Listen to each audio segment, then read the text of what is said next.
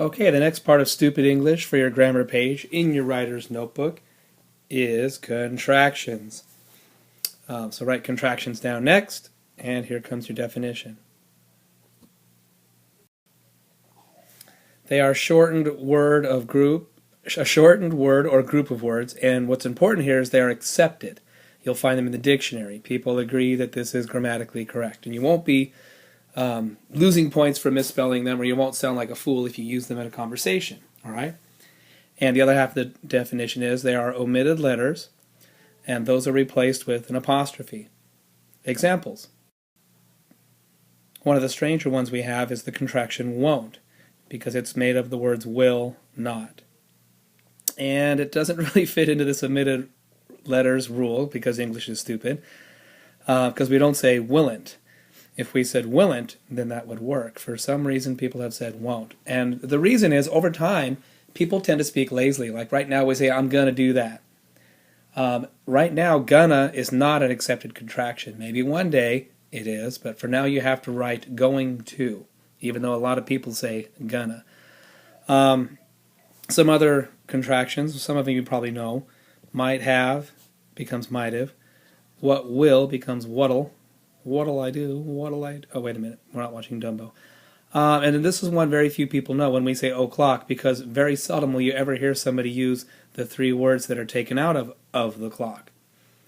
But if you say one of the clock, you're perfectly correct, because that's what we're saying. All right, get those examples down. And now, what's your assignment?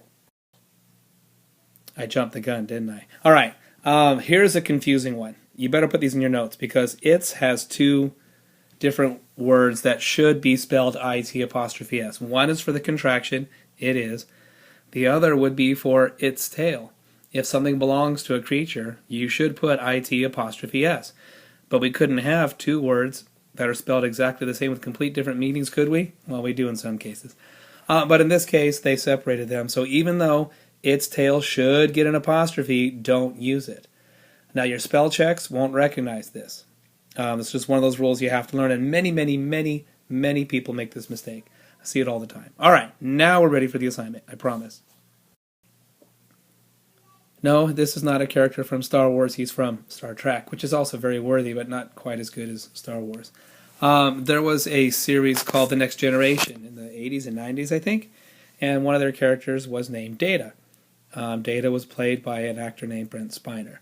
And as you'll see in the video, Data is supposed to not be able to say contractions. It was too complicated for his programming. But the actor many times used contractions in the series.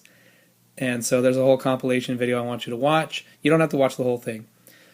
Do watch the first minute, because they kind of explain what's going on. And then after the first minute, you're going to write down the first five different contractions that he uses. Different contractions, because some of them are the same. You have to write 5 different ones. And then just simply write down the 2 words that make each contraction on your grammar page that you're writing down your problems. All right, so even though he cannot use contractions, sometimes he does. Bye-bye.